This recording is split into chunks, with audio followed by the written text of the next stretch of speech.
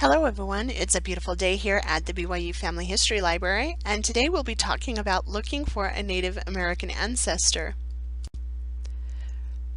Whenever we begin searching for an ancestor, we always want to start that search within the walls of our own home. We want to look for any journals or letters or written family histories that would give us the clues we need to have a successful search. We also want to talk with our relatives and find out if they have any oral history stories about what tribe we may belong to or where the marriage took place or anything else that they could have that would give us the clues we need to do our research. Many of our oral history stories are incredibly accurate and can give us so much insight into our family, and they can give us just the right clues we need to move our research forward in the right direction. However, sometimes when we begin to hear very vague rumors about a Native American baby dropped on a doorstep, or someone who says she must be Native American, look at her high cheekbones and olive skin in this photograph, or someone who insists that their great-grandfather is Native American because he was born in Indian Territory in the 1880s.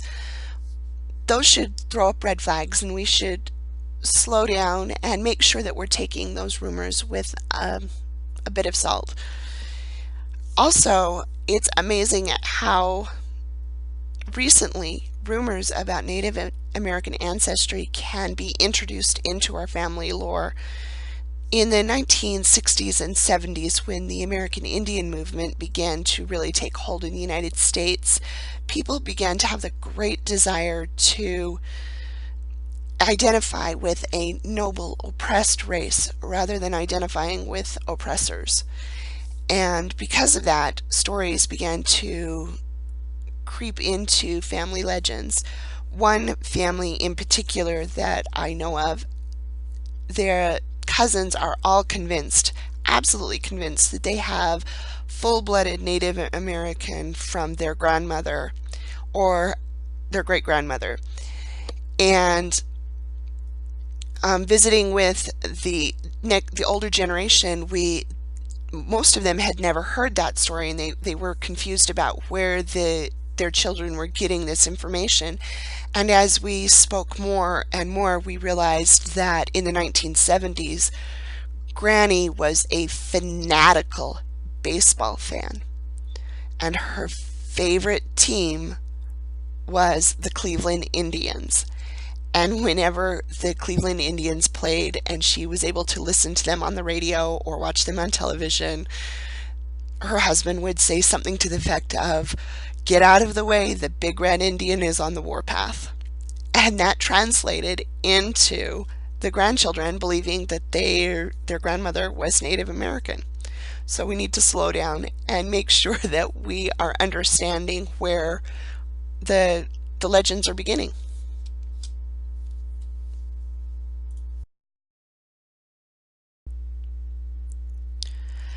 And this leads us to the great Cherokee princess myth.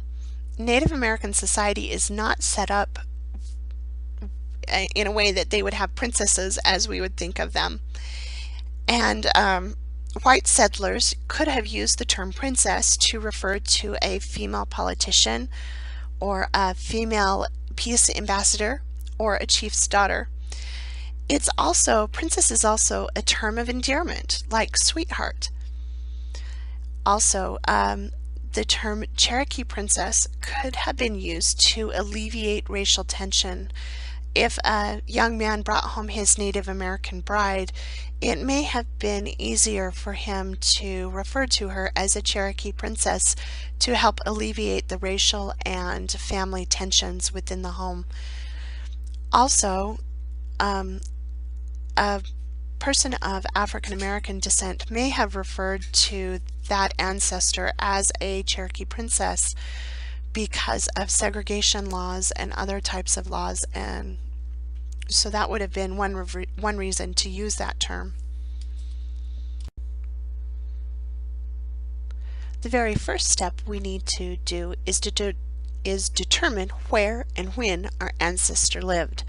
That will determine where we search for records and even what tribe we may be looking for. Currently, there are 255 officially recognized tribes within the United States.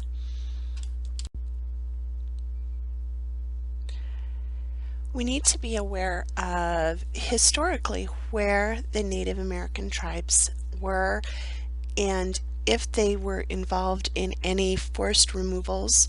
We also need to look and be aware of where current reservations and current organizations are based, and that will help us get a better idea of where we may be able to find records about our ancestor. One of the really great resources that we have available are the Indian census rolls from 1885 to 1940. This is an example of a census roll from a Mojave tribe along the Colorado River, and it has an Indian names and the interpretation of that, relationships and the gender and the age of individuals. As these move forward in time, most of them are typed and are very easy to read. This one is really interesting because it does have the native name and an interpretation of what that means.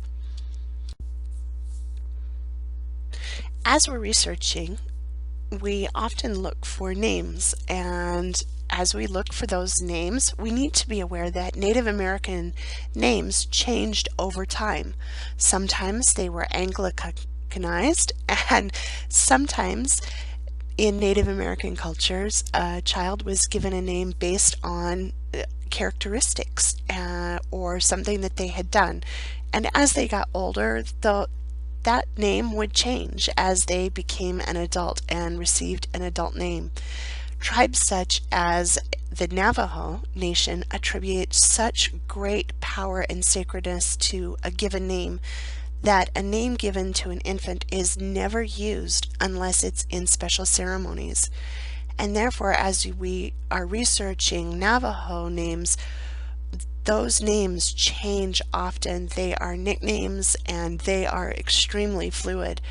And we were really blessed to have a Navajo descendant missionary here, and whenever she found one of her family members in a census, she immediately made copies right then without stopping to do anything, because she was always afraid that she would lose her place and she would not be able to find that again. So we encourage you to do the same thing.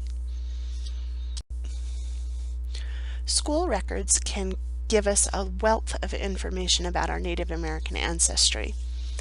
And one of the largest and the flagship of Native American schools was the Carlisle Indian Industrial School, which operated from 1879 to 1918.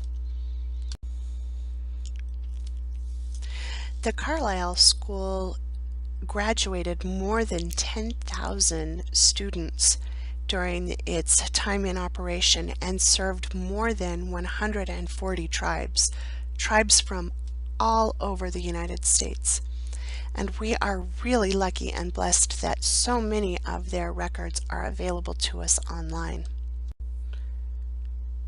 Carlisle was not the only Native American school. There were many others, and those other school records may be available in archives and libraries throughout the country or on their websites themselves.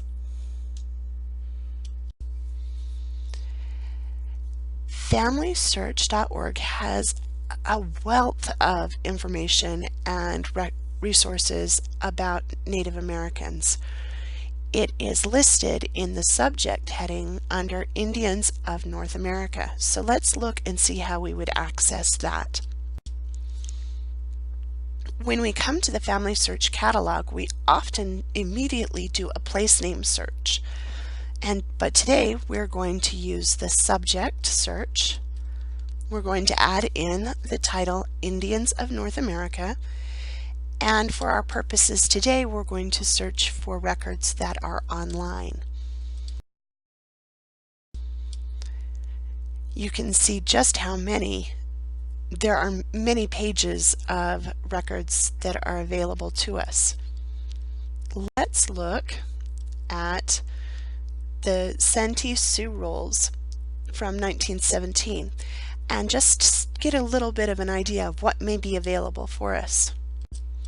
Once again, these are online, so when we come to the summary page, we want to look here at the bottom of the page and we can see the little photograph, the little camera icon that indicates that those records are indeed online. When we click into that, we can see the little thumbnails of every image in the microfilm.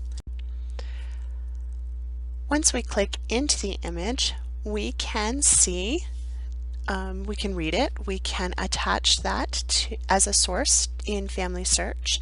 We can download the image to our computer, and by using the arrows here we can move back and forth throughout that microfilm.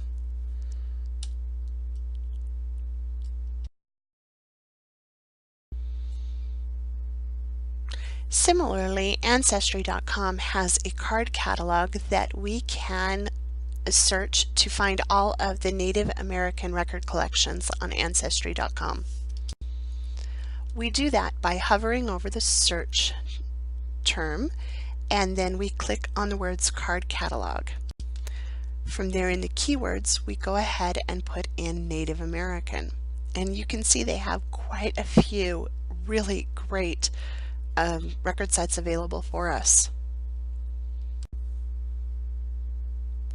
One of those collections is the Dawes Commission rolls from 1896 to 1905.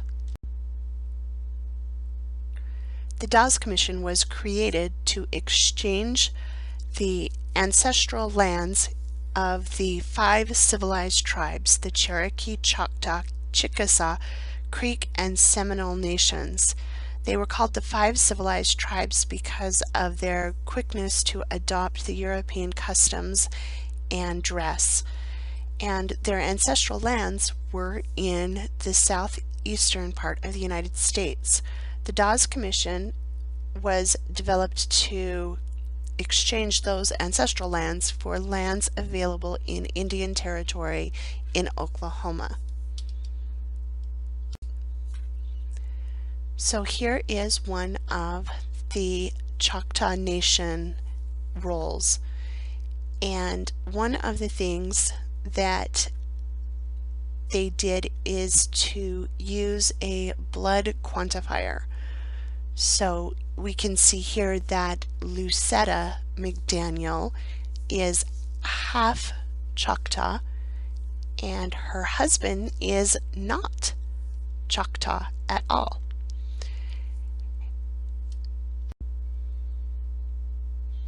One of the amazing things about the applications for land distribution in the Dawes Commission records is that only a quarter of the applications were actually successful, that the individuals applying were actually eligible for the land.